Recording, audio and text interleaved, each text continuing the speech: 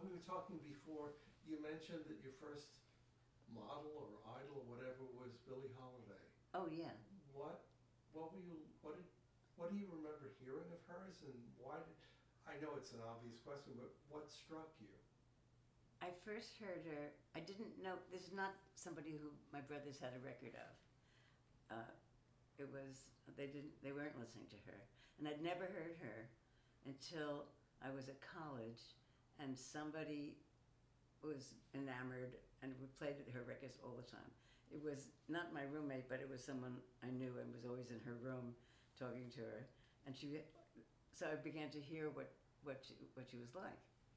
And I just loved the way she sang, and also that she was so emotionally involved with her music, and it moved me so much the way she sang. So that was my introduction, and then I heard her several times. I heard her once in Central Park. I have a picture of Jan took some pictures because we were sitting all the way up somewhere, and. I wasn't a singer yet, I don't think. I think I heard her before I was actually singing myself. I mean, I can't remember. Anyway, I was learning all her songs because I bought all her records and I listened to all her songs. And then I heard her once in Central Park, and then I heard her was it Carnegie Hall? It was some concert she gave after she came out of prison or after and it was so amazing. It was so great. She still had her voice. I didn't like when she lost her voice, and it sounded too much like a druggie, it was so painful to I know people like that Lady in Satin album, Yeah, no. but I can't listen to it. But I loved it when she was younger. And then I loved some of those up tempo things she did, like then I forgot the title, but when her young voice is so great, when she sounds like a trumpet herself, it's amazing. I'm thinking of something like Me, Myself, and I. Oh yeah. That. But that whole album, the first album,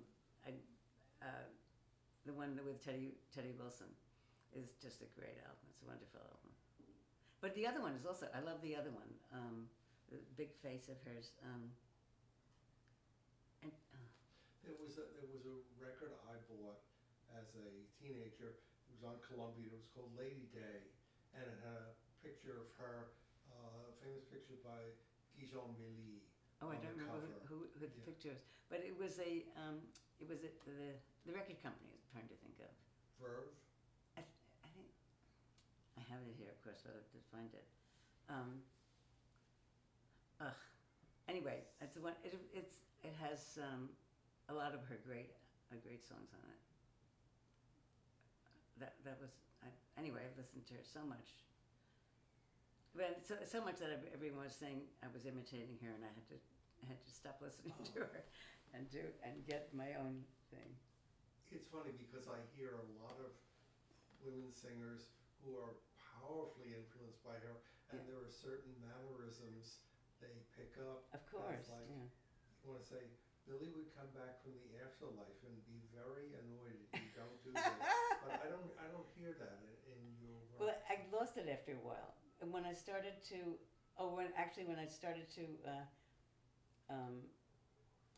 when I met Alvin Epstein, and I heard him sing, and he's an actor. Okay. And I was blown away by what he was singing for Kurt Weill. And we came home and I said, oh, I wish I could sing like that. It was so incredible what he was doing, and with the lyric. And Jan said, why don't you call him up and see if he teaches? I said, I don't know him. I just go, but I did it. And he so happened that, because the way we heard him, he was singing with a woman named Martha Chalama. And they did duet. It was the duet performance, and she died. She actually died while singing. I think it was, and and she was the one who was teaching, and he took over her class. And so he said, "Why don't you join the class?" Because they were doing it not where it started, but just in one of the kids' houses. He would do it in, and he said, we have singers of all kinds. We have singers who are art singers and opera singers, and there's no jazz person there. So I said, okay, great, and that's what I did, and then we became friendly. Eventually, the class was held here, and I learned so much from Alvin. It was unbelievable. So the approach to the lyric changed by things he told me. Like, don't listen to the sound of your voice ever. Just think of the lyric and the story you're telling. Just the way you don't, when you talk, you don't think about how you sound. You just want to get your point across. And that was a revelation to me. It was great. Although when I listened to it, I was doing it anyway, even in the beginning, but I didn't realize I was doing it. I was just being inspired by because the first album, when I listen to it now, I feel like I was doing what he asked me to do anyway, but it was more so later. It's interesting. So you can listen to early work with a certain amount of affectionate detachment. Oh, absolutely. Yeah, especially the first album, because I was so inspired by that group of basic musicians. I couldn't believe it, what it was like. And I tell you, it was like swinging, like playing tennis with people who are better than you are. And so it was so inspiring. It was so trying to keep up with them. Yeah. It's also, if you think about drama, here you are, you're a young woman, you have been listening to Billie Holiday, and you walk into a studio with Buck Clayton and Dickie Wells. It's sort of like, here I am in that life. It was amazing. It was an amazing feeling. And they were so responsive. That's the thing. That was the amazing thing, too. Yeah, it was just a terrific experience. I'll never forget it. I had a dentist who was in that building, and when I went to see him, I said, I think I'm going to go up. It was the penthouse. And I went up to look at it. It was still a studio. But it looked so small. I thought, to me, it was enormous when I was first there.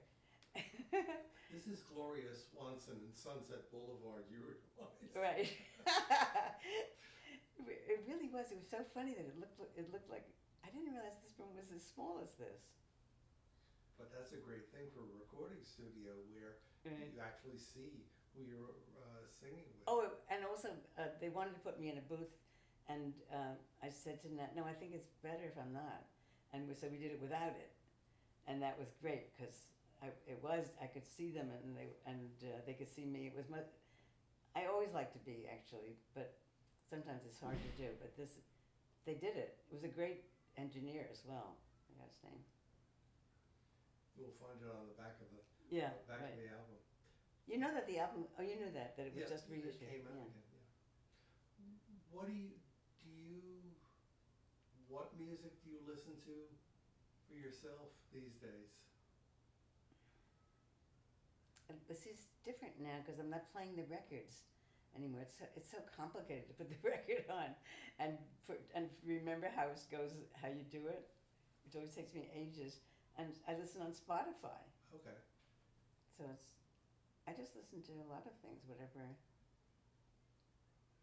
comes up, and then I hear somebody, and then I search for them and hear what they sound like. So whatever the algorithm thinks that you're in the mood for at the moment. That's right. It's so funny how that. Damon is very active in this thing with Spotify. I don't know if you knew that. No. Oh, anyway, I don't want to advertise that because I think it's dangerous for him. But so maybe you'll eliminate that. Okay. But he's organized some because when you're not a famous musician, they're paying a pittance of it. And he's a rock musician, but it's like folk rock, and they sell 10 times what jazz musicians do, but it's not like Taylor Swift, and so he could sell 10,000 of something, and he would get like $5.64 for it. No, we're leaving that in because it's true. Yeah. So right. I don't have any worries about that. Yeah. All right, let me fall back on Gambit 2A, which is, what should I have asked you? I don't know.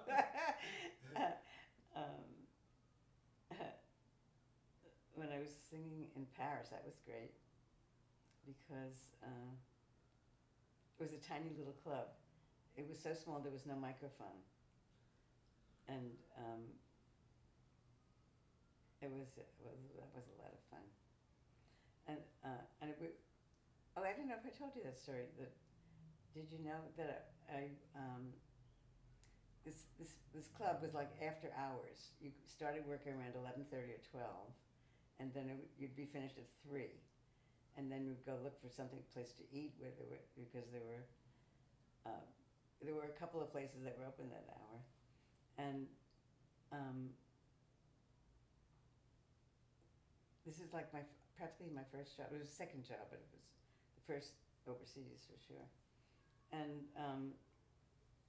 so we found this place on the left bank that was open, and as we walked in,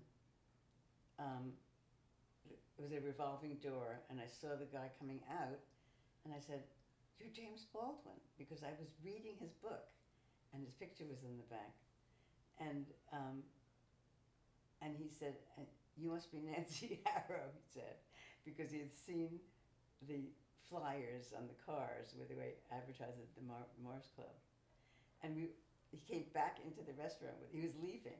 He came back in, and we talked to him till like 5 in the morning. Or he really was talking, but it was amazing. And then we were leaving the next day because that was when I finally took a vacation because the other was every night. The job was every night. That was my last night, and so we said leaving out. We can't see. Yeah, we would have gone back the next night to see him, but we were leaving the next day to go to Spain, and we were back. When we came back a week later, the owner said, "Oh, Jimmy was looking for you," he said, but he was gone. He'd gone to.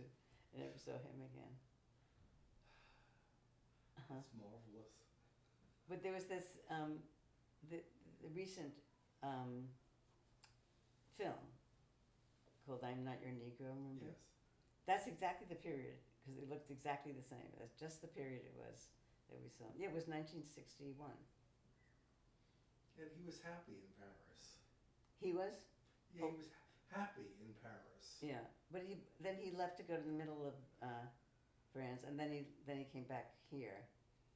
But I never saw him again. It was a shame. Mm. It was wonderful that evening. He was spending while he was talking to us, actually. But it was great. So it's very memorable, that whole Paris interlude at the Mars Club. You know, Billie Holiday actually sang at that club. Yes. Yeah. Well, Paris in any era is memorable. I know, it's so beautiful. So the next time, every 50 years I sing something in Paris.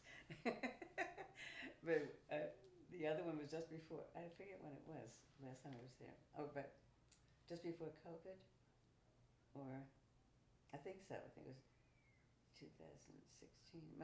I don't remember exactly the date. Around 16, I think, 2016. And I did a performance on the radio. What's it called? Radio France. And then it was. Oh, I know. It was the day it has a name. Paris Musique. It's some day when all the performers do something for nothing for everybody. Okay. Yeah. So after the thing that was on the air, we then went somewhere with the pianist I had just met, somewhere on the left bank. It was a tiny little club, and people all night. People are going from club to club because people are singing and playing. So that was fun too. Do you have any urge to go back to live performance?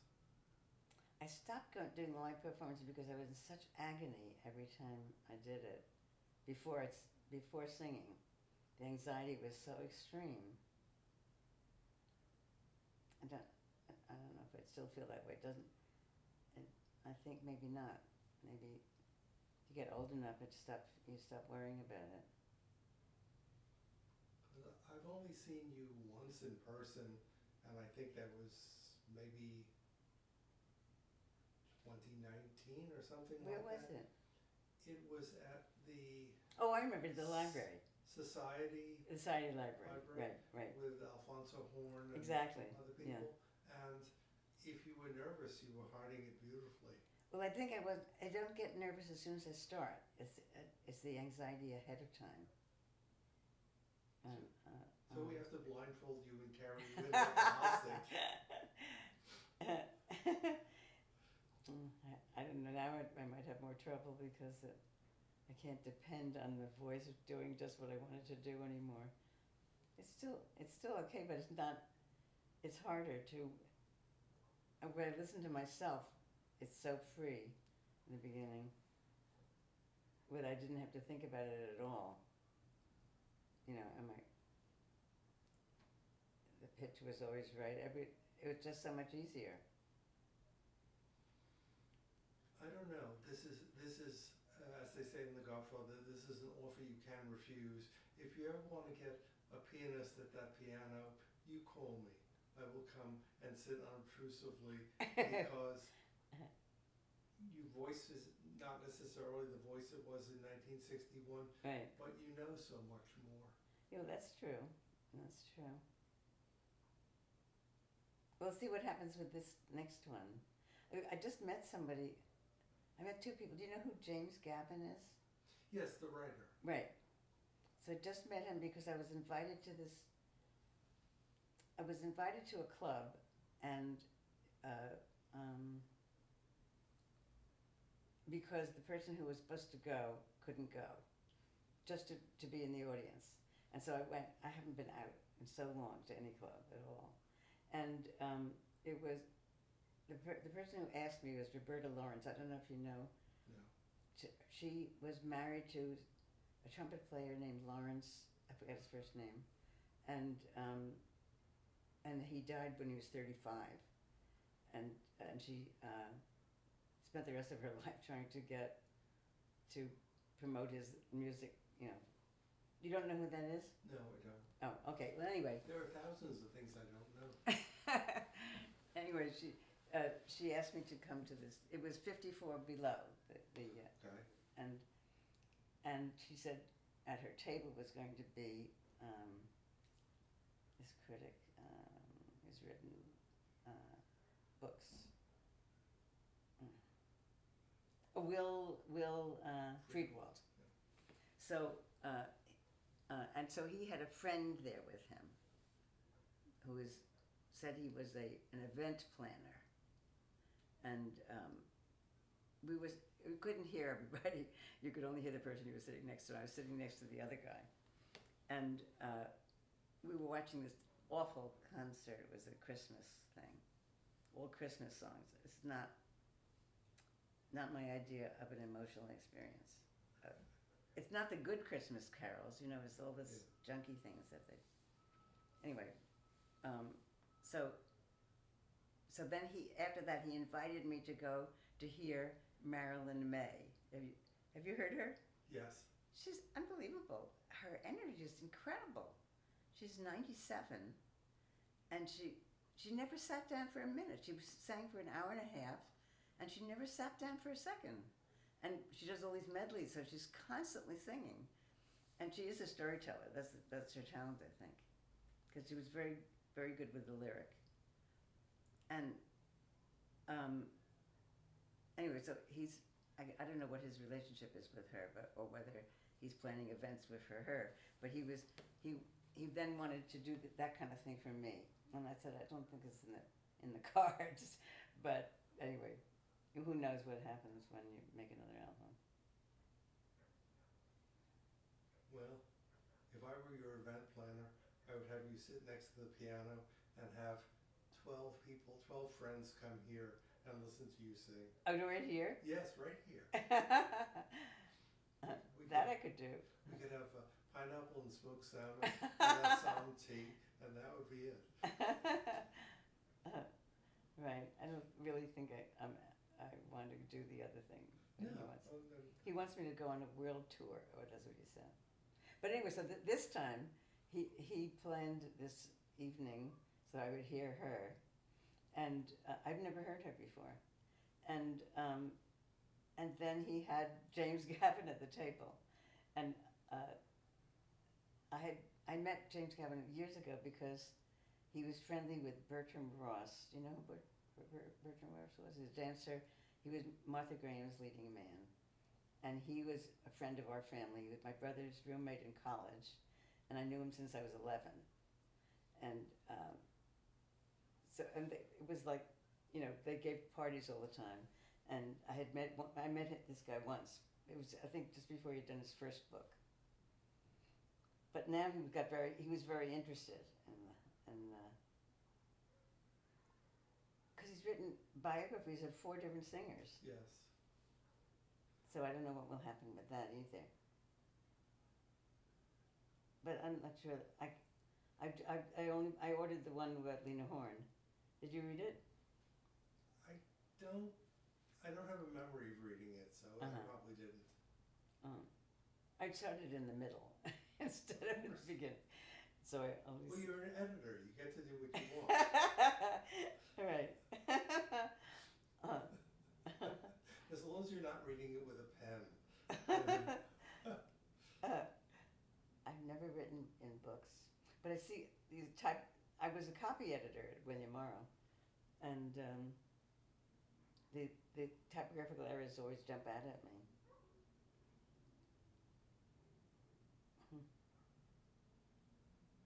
Well, they have their own symbols and scrolls and all that sort of stuff that you marked the proofs with. Oh yeah, but I mean, when I'm reading myself, I never do that. No. Yeah. What are you reading for pleasure these days? Well, I was just reading. I'm going to read this book for pleasure that you just gave me. I just read a whole book about a Japanese woman wrote about a cat, and then, and now what I was reading right now was rereading Washington Square, because I thought maybe it was a good subject for a musical. I don't think anyone's ever done it. I know they've done a stage play of it and a movie called The Heiress. Yes, right. But I don't know if there was a musical. I don't think there's been a musical of it. There's a good subject, male oppression and male duplicity. Right. And feminine innocence. That's right. That's what it is, yeah. I used to teach that. Oh, did you? Yes. Catherine Sloper. What, Catherine? Oh, that's her name in the book? I Yes. forgot her name. Because I started to read it, and it was just when Jan got very sick, so I stopped reading it. But it's still next to my bed to read it. But, because I thought it was a possibility. I keep looking for a good book to do, again, with Will, to stage it. But anyway, I saw the Olivia de Havilland movie of it. You remember? With pieces of it. What sticks in my mind about that book is that maybe it's 1840. I could be very wrong about this. It's been a long time, but that after 14th Street, it's all farmland. Oh, I know. So that's. I read another book. I never could find the book. I read it when the way I found the Cather book. I I had studied Willie Cather in college, but not that book, not The Lost Lady. So, and I found it on the shelf of this place where we went with another family. It was called the Barn, in Maine. And the whole library was there. Well, anyway, I found it there. And the other one, what did you just ask me before that? Well, we were talking about what you're reading now, and then you said there was a book that you. Oh yes, that's right. couldn't So I find found what it this book at the same place, and I could never find it again. And I don't know what the title was. And it was all about New York in the 1890s, I think, on Mount Desert. That's where we were. It was Mount Desert Island in Maine. But it was a New York family. They went up there for the summer. But I found this book there, and it was all about how, I remember, it was such a thrill to read this book. These two girls were friendly. I think her father was a minister, and his parish was,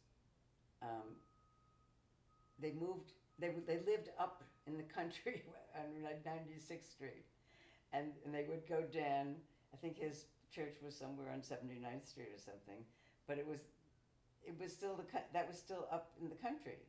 It wasn't part of the city yet. And in this book, they talk about how she took piano lessons from a young man. I'm leaving the name out because I can't think of it. Yeah.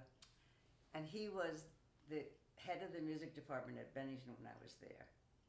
So this is connected to something like the last century, not the last century, now it's 2 centuries ago, but it was in the 1890s, and this guy that I knew as an older man when I was his freshman at Bennington, he was her music teacher. He was a young man who was their music teacher. So it's not a novel. No, it's not the book that was so fascinating. No, it wasn't a novel. It was a memoir. Okay. But what was amazing was this telescoping of 3 generations like that. Just think that back then, where 96th Street was the country, that there was somebody alive that I knew. Yes. It was amazing. It's like 12 degrees of separation. Yeah. You find somebody who was Lincoln's doctor's best friend. Exactly. Yeah. I once went to a doctor. He was a throat doctor, and he was Freud's doctor when he was a young man, and he was like in his 70s, I think, when I saw him. That was the same idea, but not quite the same. I'm just making a Venn diagram in my head. You know what Venn diagrams look like? Sort of, unless I'm wrong, the interlocking circles. Oh. And Nancy Harrow is in the middle, and Freud is over here, and James Baldwin is here, and Billie Holiday is here, and Buck Clayton is here. That's right. That's it. You're the epicenter of everything artistic in the universe. That's funny. I guess because that's the things I remember. Yeah, those are wonderful. Let me ask you one more thing, then I'll let you be, because the light is getting darker. Yeah. A young person comes to you and has some talent in singing and says, what should I do? What should I not do? What will you tell that person? I would tell them what Alvin told me that time, was not to think about the sound of your voice as you're singing, only about what you're telling, what you're trying to get across. So follow the story? Yeah, because it makes such a difference. Otherwise, it's boring after a while. If all you're listening to is the sound. If the singer is just listening to the sound of their own voice, because the emotion is carried on the words in combination with the voice, but it only comes out emotionally when you're not thinking about it, making a beautiful sound. You're just thinking about what you want to say. So it's always the story. Yeah. Or either the story, or it's the story, or how you feel. The emotion of the moment. The emotion that the words are making you feel. And to communicate with somebody, wouldn't it be awful if when we spoke, we had to think about how we sound as we speak? You wouldn't ever get anything. You wouldn't be able to communicate anything. I want to say there are people who do this, I'm sure. Yeah. But so, going back to song choices, you're not going to sing a song unless it moves you in some way. That's right. That's exactly right. That's why I always look at the lyric first. I mean, I could be humming it first and then say, oh, I wonder what the lyric is like. And then I could be completely disappointed that the lyric is not conducive to singing it and reject that song. Well, I will let you be here. I think Billie Holiday what? did that. Sorry? I think that's what made Billie Holiday so great. That she was always communicating the emotion of the song. Well, we certainly got it when she sang. We believed it. Absolutely. Right. That's the reason.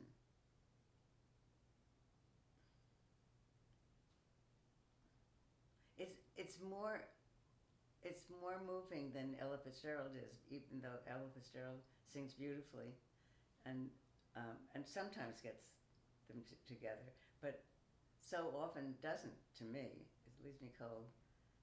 Even though it's pleasure in listening to it, but it's not the same thing. You don't feel moved. Don't you think so? I like the singers that make you feel that they're living it. Who else does that for you? I'm just trying to think. Oh, actually, it was so funny. You know who does it? Is Blossom Dearie. Yes. I love Blossom Dearie. She's amazing. And sometimes, because I remember Dick Cass took me to hear her the first time, and he said she sings like a flower. But it wasn't. I didn't find that. She was funny also that she tells when she does those. What's his name? I'm hip. Oh, Dave Frischberg. Yeah, right. Yeah. But she's really good. She really is good.